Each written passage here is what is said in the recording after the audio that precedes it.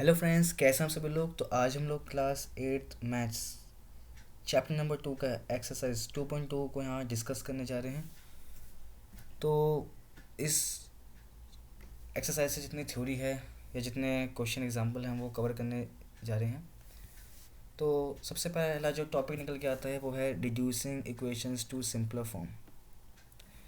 तो थ्योरी के बारे में अगर हम बात करें तो एट इज़ यहाँ पे कोई नई थ्योरी तो है नहीं, बस इक्वेशन को थोड़ा और मॉडिफाई कर दिया जाएगा, थोड़ा और कॉम्प्लेक्स बना दी जाएगी इक्वेशन को। तो कैसे बनाया जाएगी भाई, फ्रैक्शन लगा दिया, ब्रैकेट लगा दिए, है ना, दोनों साइड वेरिएबल लिख दिया, अलग अलग टर्म्स में लिख दिए, ऊपर लिख दिया नीचे लिख दिया वेरिएबल को। तो ऐसे हम इक्वेशन को थोड़ा सा टफ बनाया जाता है, लेकिन कुछ सिंपल तरीके से हम इसे आसानी से सॉल्व कर सकते हैं। तो देखते हैं एग्जांपल की हेल्प से कि इन इक्वेशन कैसे सॉल्व किया जाता है। तो एग्जांपल 1 कहता है 6x+1/3 +1 =x-3/6। तो यहाँ पर हम देख सकते हैं कि भाई कुछ टर्म्स ऐसी हैं जिनके नीचे फ्रैक्शन पार्ट है, मतलब डिनोमिनेटर पार्ट है, और कुछ टर्म्स ऐसे जिनके नीचे कोई डिनोमिनेटर है नहीं, है भी तो इक्वल नहीं है। तो पहला काम हमारा यही है, डिनोमिनेटर को हमें इक्वल करना है, और हमें कुछ इस तरीके से करना है कि जो डिनोमिनेटर हो वो पूरे टर्म्स के लिए सेम हो, और सबके नीचे जब हम उसे लिख लेंगे उसके बाद हम उसे क्रॉस मल्टीप्लाई कर देंगे। अब क्रॉस मल्टीप्लाई कैसे करेंगे भाई, और क्यों करेंगे भाई, क्यों करेंगे, इससे क्या होगा, हमारा फ्रैक्शन वाला पार्ट हट जाएगा, है ना, वो ख़त्म हो जाएगा। फ्रैक्शन पार्ट मतलब कि डिनोमिनेटर जो है वो हट जाएगा, और हमारा सिंपल एक लाइन में क्वेश्चन आ जाएगी जिसे सॉल्व करना ईजी है एज़ कम्पेयर टू फ्रैक्शन में सॉल्व करना। तो सबसे पहले हम यही काम करते हैं भाई। तो यहाँ मैं देख सकता हूँ 1 के नीचे भाई मेरा जो डिनोमिनेटर है वो 1 है, और इसके नीचे 3 है। तो 3 और 1 का एलसीएम कितना होता है, वो मेरा 3 होता है। तो मैं 3 क्या करूँगा, इसको मल्टीप्लाई और डिवाइड कर दूँगा। जब मैं ऐसे मल्टीप्लाई और डिवाइड करूँगा तो क्या आएगा भाई, 3/3 आ जाएगा, क्योंकि ये मेरा 3 और ये 3 डिनोमिनेटर दोनों सेम है। तो मैं क्या इनको एक ही फ्रैक्शन में से लिख सकता हूँ और बीच में प्लस साइन लगा सकता हूँ। हाँ, मैं लगा सकता हूँ। मैंने अगले स्टेप में यही किया है। देखो 6x+1+3/3 =x-3/6। देखो जब मैं इसे सॉल्व करने जाऊँगा तो मैं क्या बन जाएगा, 6x+1+3 कितना हो जाएगा, +4/3 मेरा एज इट इज़ यहाँ जाएगा। और यहाँ तो मुझे कोई छेड़ने की जरूरत है नहीं, क्यों छेड़ने की जरूरत नहीं, क्योंकि यहाँ मेरा एक ही दो टर्म है, दोनों टर्म के नीचे मेरा 6 जो है वो कॉमन है। तो यहाँ का काम मेरा ऑब्वियसली बना हुआ है पहले से ही। अब जब मेरी इक्वेशन इस फॉर्म में आ जाएगी जिस फॉर्म में मैं बात कर रहा था, तब देखो मैं इसको आसानी से उधर भेज सकता हूँ दूसरी साइड, और मैं इसको इधर दूसरी साइड भेज सकता हूँ, यानी इसको यहाँ LHS में, इसको यहाँ RHS में। इससे क्या होगा, एक तो फ्रैक्शन वाला पार्ट हट जाएगा, यानी डिनोमिनेटर हट जाएगा, और मेरे यहाँ मल्टीप्लाई में चला जाएगा। तो जब ये यहाँ जाएगा ना, तो ये 6x+4 दोनों के साथ मल्टीप्लाई होगा, और यहाँ जो 3 है ये x-3 दोनों के साथ मल्टीप्लाई होगा। और मुझे कुछ नहीं करना, मुझे इसका बस ब्रैकेट ओपन करने हैं। तो 6 × 6x इज़ 36x, और 6 × 4 इज़ 24 = 3 × x इज़ 3x, और 3 × -3 इज़ -9। प्लस माइनस माइनस होता है ना, तो यहाँ माइनस से आ जाएगा, और 3 से 9। अब मुझे इक्वेशन कुछ इस फॉर्म में मिली है जैसा मुझे 2.1 में मिला करती थी कभी। तो क्या करना होता था हमें, कुछ नहीं करना। देखो अभी भी मैं ये बात बता रहा हूँ, फ्रैक्शन नहीं, वेरिएबल वाले पार्ट को एक साथ रख दो और कांस्टेंट वाले पार्ट को एक साथ रख दो। जैसे कि देखो मैं यहाँ पे 3x को इधर लेके चला गया, और 24 को मैं इधर लेके चला गया, +24 को मैं इधर लेके चला गया। इससे क्या हुआ, मेरी वेरिएबल वाली टर्म्स एक साथ आ गई, नंबर वाली जो टर्म्स है वो एक साथ आ गई, है ना। तो जब मैं इसको आगे सॉल्व करने जाऊँगा तो 36x -3x is 33x, and -9 - 24 is 33x, -33x। Minus क्यों लगाया, क्योंकि देखो माइनस में जब प्लस हम करते हैं, माइनस क्या होता है, प्लस होता है ना, और साइन किसका आता है, ग्रेटर नंबर का। प्लस साइन किसका आता है, ग्रेटर नंबर का। तो प्लस मेरा तभी आता जब मेरा भाई 24 के साथ प्लस लगा होता। क्यों, क्योंकि 24 यहाँ ग्रेटर नंबर है, जो साइन ग्रेटर नंबर में लगा होता है, मैं वही साइन लगाता हूँ रिजल्ट के आगे। तो रिजल्ट मेरा 33 है और साइन मैंने किसका लगाया, मल्टीप्लिकेशन का लगा, नेगेटिव का लगा दिया। तो 33x इज इक्वल टू -33, तो मैं इसको नीचे लेके जाऊँगा तो x क्या हो जाएगा, -33 अपॉन में 33 ना, ऐसे हो जाएगा। ये 33 कैंसिल हुए तो मेरा क्या आएगा, x मेरा आ गया -1। तो -1 जो है वो मेरा इसका एक सोल्यूशन है, और एक ही सोल्यूशन है, वो है -1। तो कभी कभार ना हमें ये चेक करने को बोल देता है कि भाई आपने जो सोल्यूशन निकाला है ये सही निकाला है नहीं निकाला है। मतलब ये जो मेरा -1 है ये मेरा सही आया है गलत आया है, तो इसके लिए हम चेक करते हैं। अब चेक कैसे करते हैं कि ये जो मेरा x की जो वैल्यू है ना, जो भी वेरिएबल है इसके लिए हम सॉल्व कर रहे हैं, जो भी आंसर आया है, जो भी इसकी एट द एंड वैल्यू आई है, मैं इसकी वैल्यू को ना जहाँ जहाँ क्वेश्चन में x है या वेरिएबल है वही, वो मैं इसके अंदर डालना शुरू कर दूँगा और फिर मैं इसको सॉल्व कर दूँगा। जब मैं ऐसा करूँगा तो एंड में मेरा क्या होगा, LHS की वैल्यू नहीं, यहाँ इसकी वैल्यू और इसकी वैल्यू मेरी सेम आ जाएगी। अगर मेरी सेम आ रही है तो मेरा ये जो सोल्यूशन है जो मुझे मिला है वो सही है, और अगर नहीं आ रही है तो मुझे जो आंसर है, जो मेरा एक सोल्यूशन मुझे मिला है, मेरा गलत मिला है, मतलब कैलकुलेशन मेरा एरर आया है। आपको एग्ज़ाम में देखिए जल्दी से तुरंत पता चल जाएगा कि आपने सही आंसर निकाला है या गलत निकाला है, अगर आपने ये तरीके से इसे चेक किया है तो बहुत हेल्पफुल है ये। देखते हैं इसे चेक कैसे किया जाए। तो चेक करने के लिए मैं भाई पहले इसके जो x है इसे -1 डालना शुरू करता हूँ। तो x की जगह मैंने -1 डाल दिया, तो 6 x की जगह -1 +1। अब देखिए मैंने यहाँ पे ऑलरेडी एलसीएम ले लिया है इस स्टेप में, तो ये 3 ऐसे आया है क्योंकि इसके क्वेश्चन तो बनाएगा। तो 3 से मैंने क्या किया, मल्टीप्लाई और डिवाइड किया, तो ये 3 क्या होगा, एक ही 3 आ गया नीचे, और यहाँ 3 जो है वो +3 में यहाँ आ गया। तो 6 -1 x की जगह +1 +3 अपॉन में 3 इज इक्वल टू -1 x की जगह -3 LHS आ गया, और 6 मेरा जो था वो मैंने यहाँ लिख दिया एज इट इज़, बस और कुछ नहीं किया मैंने। अब -1 और 6 कितना होता है, -6, तो -6 +1 और +3 कितना होता है, +4, तो +4 मैंने यहाँ लिख दिया अपॉन में 3 एज इट इज़ यहाँ मैंने लिख दिया। -1 और -3 कितना होता है, -4, तो मैंने -4 लिख दिया, और नीचे मेरा 6 था तो मैं नीचे 6 लिख दिया। -6 +4 कितना होता है मेरा, -2, तो -2 आ गया, और 3 जो नीचे था मैंने नीचे लिख दिया। और जब मैं इसे 2 से काटने जाऊँगा RHS को, ये जो -4/6 है, जब मैं इसको 2 से काटने जाऊँगा तो क्या हो जाएगा, 2 2 ज़ा 4, 2 3 6, तो क्या हो जाएगा -2/3। इसका मतलब मुझे जो LHS RHS की वैल्यू मुझे इक्वल मिली है, इसका मतलब मेरा जो सोल्यूशन है x इक्वल टू -1 वो मेरा सही है। तो इस मेथड से आप चेक कर सकते हैं एग्ज़ाम में कि आपने जो ये सोल्यूशन निकाला है वो सही है या गलत है। हालांकि एग्ज़ाम में पूछा तो नहीं जाता क्वेश्चन में, और अपने वेरिफिकेशन के लिए, अपने सेटिस्फेक्शन के लिए आप ये कर सकते हैं। तो चलते हैं हम दूसरे एग्जाम्पल की तरफ। दूसरा एग्जाम्पल क्या कहता है, 5x - 2 ब्रैकेट में 2x - 7 is equal to 2 bracket में क्या मल्टीप्लाई है, 3x - 1 + 7 अपॉन में 2। यहाँ देखिए फ्रैक्शन कम है, यहाँ पे ब्रैकेट थोड़े ज़्यादा दे दिए, ठीक है। तो हम ब्रैकेट से क्या किया जाए, कुछ नहीं करना, इन्हें पहले हम सॉल्व कर लेते हैं ताकि ये आगे परेशानी क्रिएट ना कर सकें, है ना। बोर्ड मार्क्स पर है ना, बोर्ड मार्क्स में क्या होता है, पहले ब्रैकेट ये तो सॉल्व करते हैं हम, क्यों करते हैं, ताकि भाई आगे जाके वो ब्रैकेट हमें कोई कैलकुलेशन एरर ना दे दे, इसलिए।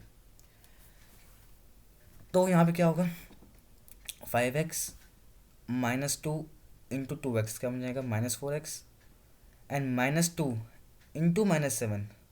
देखिए यहाँ -2 और -7 लिखा हुआ है, -2 × -7। जब भी नेगेटिव नेगेटिव मल्टीप्लाई में होते हैं तो ये आपस में जो नेगेटिव साइन है ये काट देते हैं एक दूसरे के साइन को। यानी नलीफाई कर लेते हैं, कैंसिल आउट कर देते हैं, इसलिए मेरा जो आंसर आएगा वो पॉजिटिव में आएगा। आंसर मेरा आएगा वो पॉजिटिव में आएगा, दैट इज़ प्लस में आएगा। दैट इज़ मैंने क्या लिखा है, 7 × 2 = 14 यहाँ पे, ठीक है।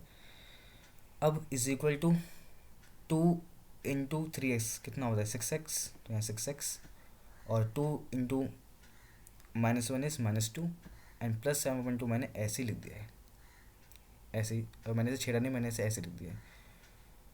नाउ 5x - 4x कितना आएगा, x आएगा, प्लस 14 मैंने ऐसे लिख दिया, 6x -2 प्लस 7/2। अभी आप देख सकते हैं यहाँ पे मेरा जो एलसीएम है वो क्या है, वो 2 है।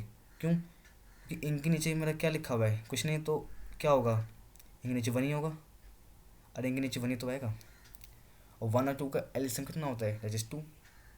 तो मुझे कुछ नहीं करना, मुझे ऊपर नीचे 2 से इनटू कर देना है।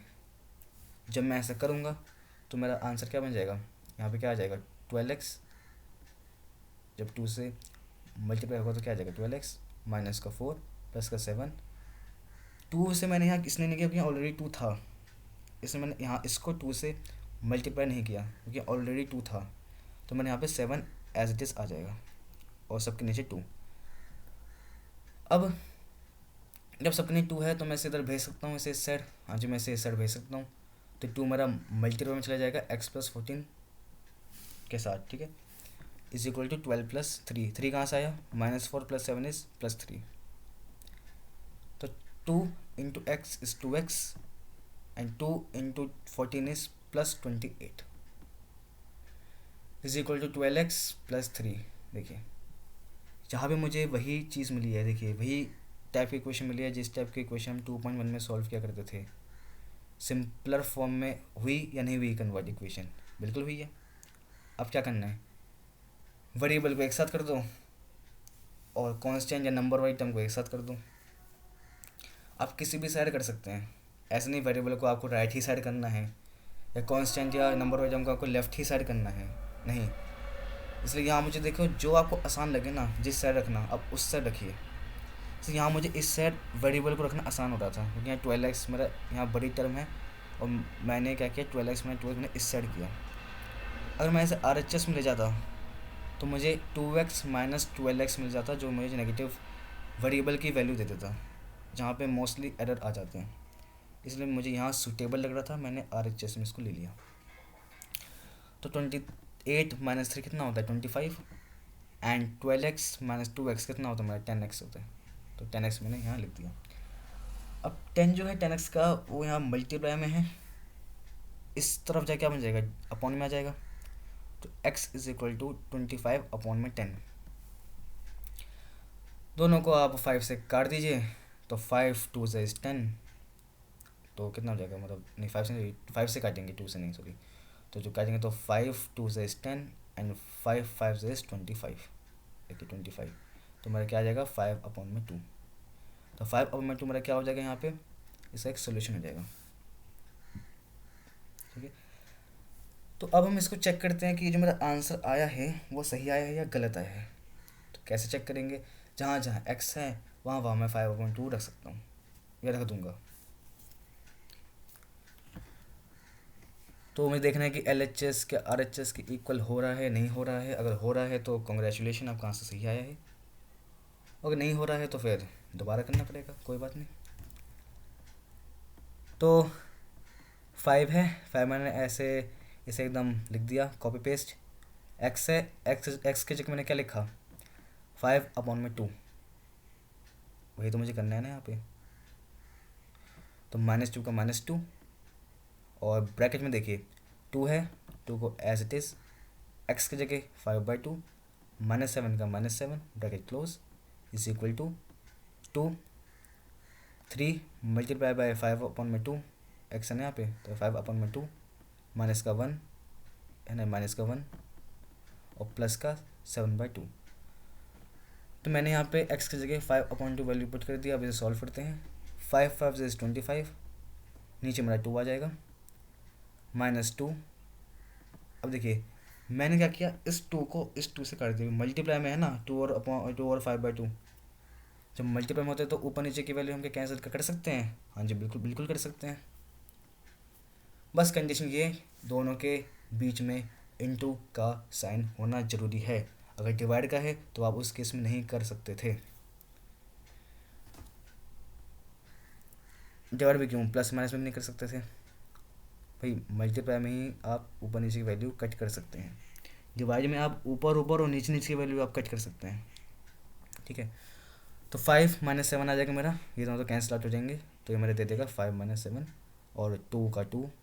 अब देखिए मैंने क्या किया, इन दोनों को इंटू कर दिया, 5 × 3 3 × 5 इज़ 15 अपॉन में 2 का 2 और माइनस का 1 प्लस 7 अपॉन में 2 एज इट इज़ आ जाएगा। अब 15 अपॉन में 2, अब 5 - 7 कितना होता है? -2 होता है।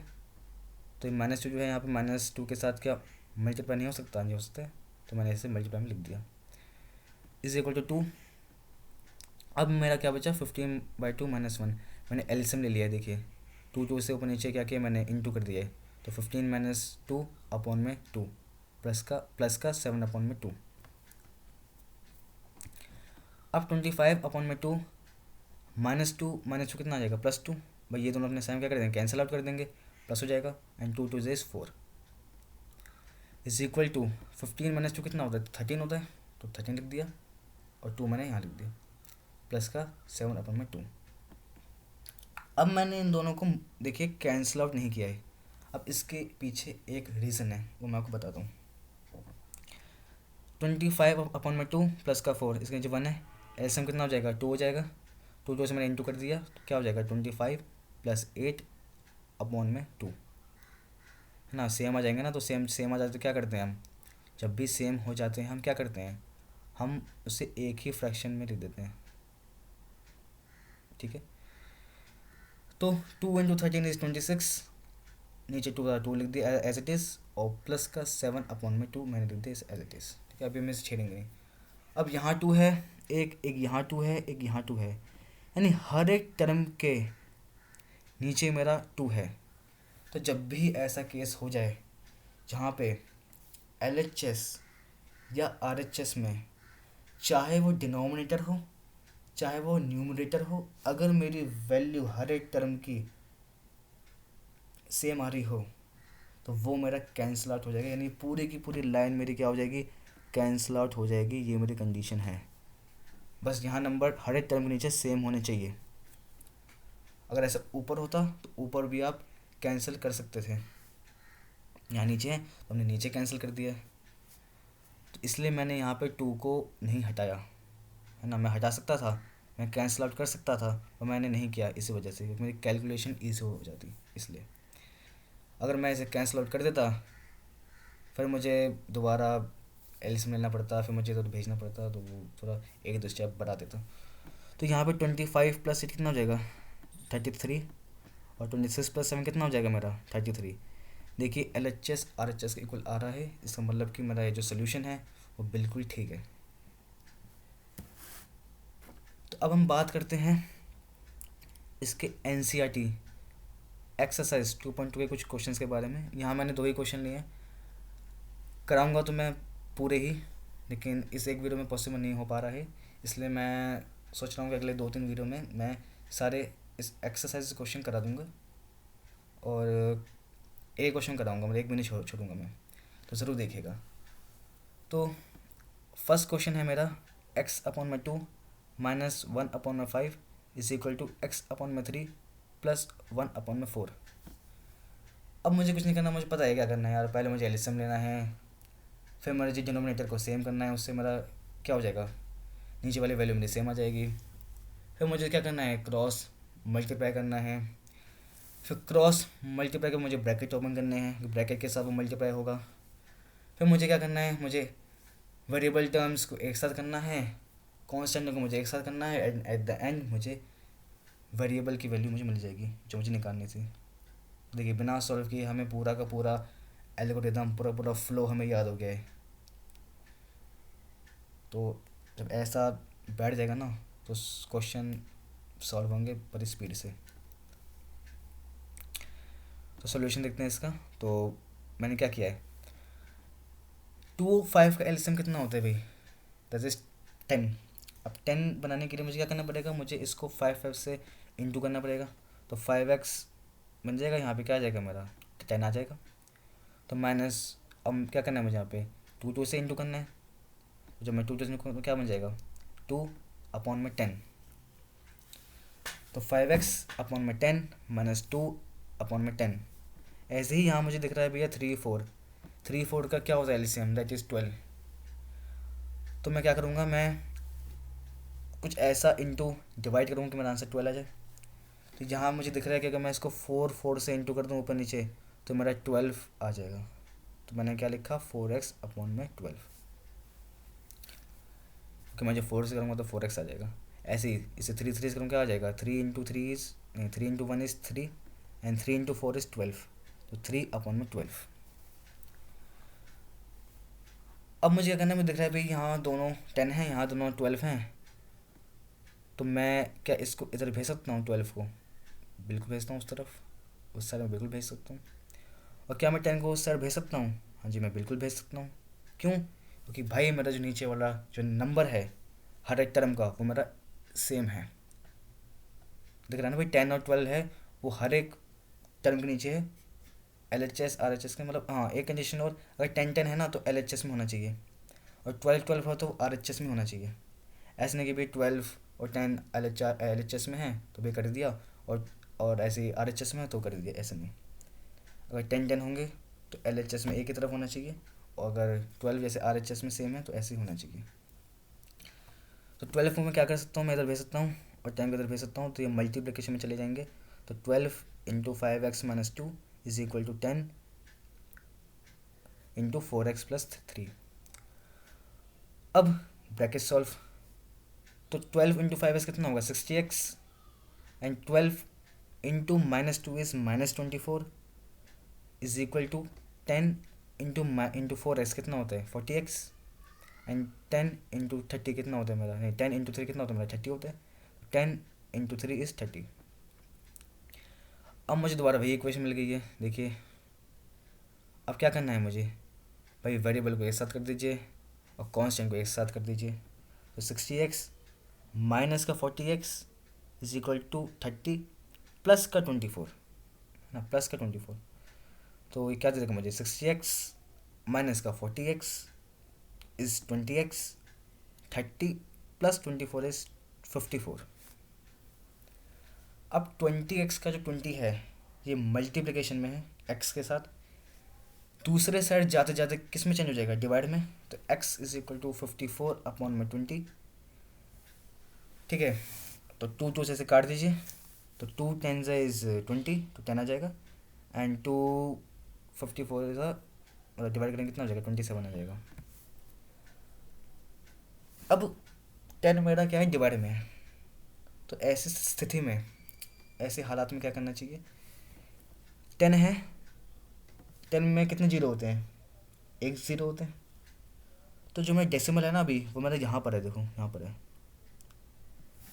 जब भी मेरा 10 डिवाइड में हो तो जितने जीरो उसके पास हों डेसिमल उतनी ही बार लेफ़्ट में शिफ्ट हो जाता है। जैसे ये मेरा 10 जो है उस पर एक ज़ीरो है, तो क्या हुआ मेरे एक बार ही लेफ़्ट को शिफ्ट हो जाएगा, तो ये ऐसे यहाँ चला जाएगा, देखो यहाँ पे आ जाएगा, ये यहाँ पे। तो मेरा आंसर क्या हो जाएगा 2.7। तो आपको वो उससे करने की जरूरत नहीं पड़ेगी, ये वाला जो मेथड होता है ना इससे करने की आपको ज़रूरत नहीं पड़ेगी, क्योंकि बड़ी सिंपल कैलकुलेशन है, ऐसे हो जाता है। 10 से तो काफ़ी आसान होता है ना करना, ये आ जाए तो फिर आसान लगेगा 10 से, क्योंकि 10 से जनरली हम ऐसे करते नहीं हैं। तो लोग देखेंगे कि अब 10 से ऐसे कर रहे हैं ना, तो बहुत अच्छा रिएक्शन होगा उनका। तो फिर सेकंड पे आते हैं। तो जब सेकंड क्या कह रहा है कि n/2 minus 3n/4 plus 5n/6 is equal to 21। भाई साहब इतने वेरिएबल, इतने बड़े बड़े नंबर डिनोमिनेटर में, नहीं फिर मुझे सॉल्व करेंगे बड़े आसानी से। तो कैसे सॉल्व करेंगे, 2 4 और 6 एलसीएम कितना होता है इनका, दैट इज़ 24। 24 ही होता है ना, हाँ जी 24 ही होता है, ठीक है। तो मुझे इनका जो डिनोमिनेटर है वो 24 में कन्वर्ट करना पड़ेगा, तभी जाके बात बनेगी। तो मैं इसमें ऐसा क्या इंटू करूँ और क्या डिवाइड करूँ कि मेरा आंसर जो है वो 24 आ जाए, दैट इज़ 12। अगर मैं इसको 12 से इंटू कर दूँ, 12 से डिवाइड कर दूँ, तो मेरा जो आंसर है वो 24 आ जाएगा डिनोमिनेटर में, और n के साथ वो मल्टीप्लाई होके वो आंसर रिस्पेक्टिवली वही दे देगा। तो क्या हो जाएगा ये, जब मैं इसे 12 से इंटू करूँगा तो 12n अपॉन में 24। ऐसे मैं 4 को ऐसे किससे इंटू डिवाइड करूँ, मतलब 4 को ऐसे किससे इंटू करूँ कि मेरा आंसर 24 आ जाए, तो वह भैया 6। मैं 4 को 6 से इंटू करूँगा तो मेरा आंसर 24 आता है। तो बस मुझे क्या करना है, मुझे 6 से इंटू कर देना है और डिवाइड कर देना है। तो मैं इंटू करूँगा तो क्या हो जाएगा, इसको हो जाएगा 6 3 18, और ये सॉरी n है यहाँ पे, m नहीं है, मुझसे गलती हो गई। तो 3 6 से 18, n का n एज इट इज़ यहाँ आ जाएगा, एंड यहाँ कितना आ जाएगा 24। ऐसे ही प्लस का 5/6, 6 क्या मल्टीप्लाई करूँ मैं 6 के साथ कि 24 आ जाए, दैट इज़ 2। तो 2 सॉरी 2 नहीं सॉरी 4, 4 6 इज़ 24, 24 मेरे यहाँ आ जाएगा, एंड 4 5 इज़ 20, तो 20 n मेरे यहाँ आ जाएगा ऐसे ऊपर। अब मेरे यहाँ पे जो है 24 मेरे सबके साथ, तो मैं ऐसे कॉमन ले सकता हूँ। क्या मैं इसको फ्रैक्शन को मैं ये जो मेरा ये वाला पार्ट है क्या मैं सबके नीचे ले सकता हूँ, हाँ जी ले सकता हूँ। तो क्या हो जाएगा 12n plus 20n minus 18n upon 24 is equal to 21। अब 12n प्लस 20n में कितना होता है 32n, बढ़िया। 18n माइनस में है तो माइनस 18n लिख दिया, बढ़िया। और 24 अपॉन में है यहाँ लिख दिया, बढ़िया, इज इक्वल 21, बहुत बढ़िया। तो इसको मैं माइनस करूँ कितना बनेगा बताओ, 32n minus 18n is 14n, तो 14n अपॉन में 24 is equal to 21, is equal to 21। तो ये n के कितना हो जाएगा, देखो यहाँ पे ये किस में मल्टीप्लाई में है, तो यहाँ से किस में हो जाएगा, सॉरी डिवाइड में है, तो यहाँ क्या हो जाएगा, ये यहाँ पे मल्टीप्लाई में हो जाएगा। तो 21 इंटू 24 मैंने इसलिए यहाँ पे यहाँ लिखा है, और 14 जो है वो मेरा यहाँ पे मल्टीप्लाई में है, तो दूसरे साइड जाए क्या बन जाएगा मेरा, डिवाइड में चेंज हो जाएगा, तो मेरा क्या बन जाएगा अपॉन में 14। तो क्या मैं n जो है इसकी वैल्यू नहीं निकाल लूँगा, हाँ निकाल लूँगा। कैसे निकालूंगा देखो, 21 को मैं क्या लिख सकता हूँ, क्या मैं इसको 3 इंटू 7 ले सकता हूँ, क्या मैं इसे 7 इंटू 3 या 3 इंटू 7 ले सकता हूँ, हाँ जी ले सकता हूँ। क्या 24 को मैं 6 इंटू 2 ले सकता हूँ, यहाँ इंटू ला के हम ले सकता हूँ। ये इंटू साइन बेसिकली ये वाला इंटू साइन है, ये वाला है ना, ये तो वो है इसके, क्या हो गया इसके फैक्टर्स हो गए ना, हाँ। तो मैं ऐसे ऐसे लिख सकता हूँ, हमें ले सकता हूँ, बिल्कुल ले सकता हूँ 24 को ऐसे। क्या मैं 14 को 2 इंटू 7 ले सकता हूँ, हमें ले सकता हूँ, ठीक है अच्छी बात है। वैसे होगा क्या, होना कुछ नहीं है, 7 7 से कट जाएगा, 2 2 से कट जाएगा, इतनी बड़ी बात नहीं है, ठीक है। तो इससे होगा क्या भाई, फ्रैक्शन ख़त्म हो जाएगा, मतलब ये जो नीचे वाला जो नंबर लिखे हुए थे ख़त्म हो जाएंगे, मुझे बस ये वाला पोर्शन मिल जाएगा, कि मेरा ये 1 बन जाएगा, 1 लिखने की मुझे ज़रूरत नहीं पड़ती है। तो n is equal to 3 into 6 into 12, तो n की वैल्यू कितनी हो जाएगी, ये 36, इसे मल्टीप्लाई कीजिएगा क्या आ जाएगा 36। तो ऐसे हमने भाई एक्सरसाइज 2.2 के दोनों क्वेश्चन लगा लिए हैं, और इसके अगले क्वेश्चन आएगा, जो क्वेश्चन है वो मिल जाएंगे हमें अगली वीडियो में। तो बताइएगा कि भैया कि ये वीडियो आपको कैसा लगा, और जो भी आपको लगा हो कि भाई इस चीज़ को इम्प्रूव करने की ज़रूरत है, आप ज़रूर बताइएगा।